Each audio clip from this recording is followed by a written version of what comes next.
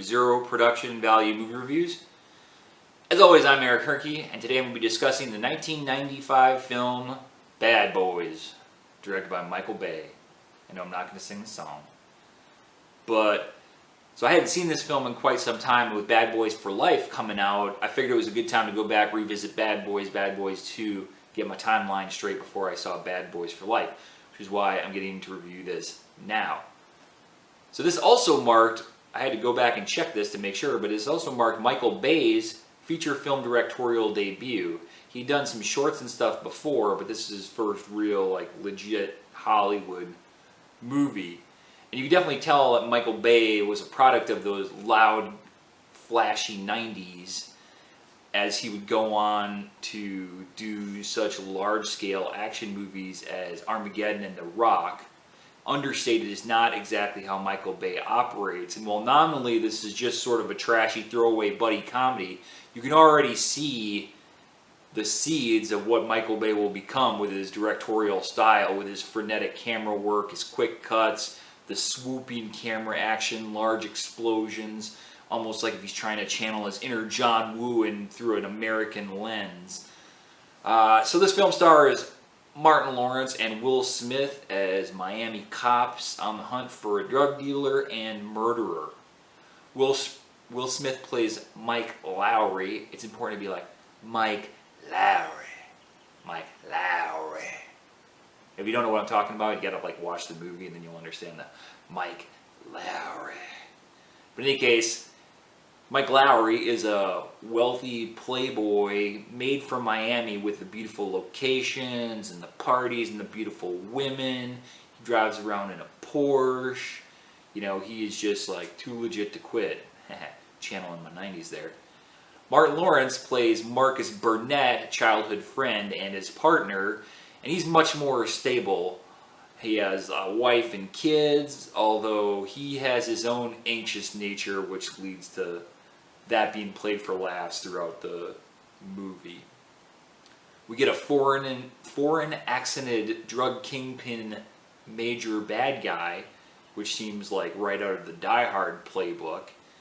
And anyway, this guy ends up killing one of Mike Lowrey's girlfriends and leaves a witness, which is a friend of hers. That witness is played by Tea Leoni, and because she knew this girl, she knows, she's like, oh, I'm going to go to Mike Lowrey and he's going to protect me. So that's how we get into that. So, in any case, for most of the balance of the rest of the film, our two cop buddies are wisecracking, shooting, joking their way to the truth, trying to find this guy ultimately, all the while not trying to get their kind of rambunctious witness killed or drive their captain crazy, who's played with an intense comedic, comic, frenetic anxiousness by Joe Pantoliano. He's pretty good in his taking this role over the top, shall we say. And then there's a mistaken identity subplot where the witness, Tea Leoni's character, thinks Marcus is Mike and Mike is Marcus, and that's played for laughs. It's kind of played out. It's kind of silly, but I think the filmmaker even realizes it's silly, because by the end of it, the characters all realize it's silly. So, and it's played for laughs. So there are some chuckles here, but much of the interplay and stuff feels dated. You can definitely tell this is rooted in the 1990s.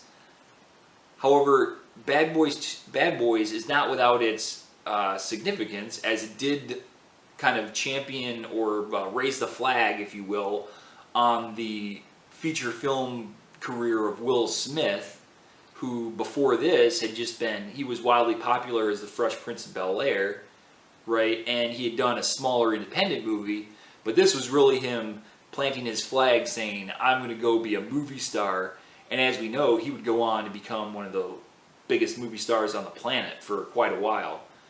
And also Martin Lawrence, who is also in the middle of his sitcom career. So you're taking two sitcom actors and putting them in a major Hollywood action movie with comedy. So at the time it seemed like probably a little bit of a risk, but it paid off pretty well as it was a pretty popular movie. So another thing you can say about this movie is something you don't see very often, and I've been trying to mull this over and nothing immediately comes to my head. But you don't see very often where a major market Hollywood movie like this with such broad appeal features two African American leads. Usually you always get a white guy and a black guy or something like that. So that is at the very least of this, you can say a lot of things about this movie, but at the very least it has that feather in its cap. So this was kind of late to the buddy cop comedy genre, as that really kind of got going through the mid to late 80s. But it's definitely not without its moments. And because it's directed by Michael Bay, it's going to at least look slick. And it does look really good. And, like I said, Miami is the perfect kind of backdrop for his sort of style. And so, also, you can all say that it sort of launched the career of Michael Bay, who'd go on and direct some of the largest action films we've seen, and it would kickstart the movie career as a legit bankable movie star, action star of Will Smith. So not a lot of brains here, but it is kind of a wonderful, gaudy, over-the-top 90s action comedy, and you can watch it on that level and have a good time. I mean, I know I did. So, all that being said, overall, I'm going to give Bad Boys, directed by Michael Bay, a B-.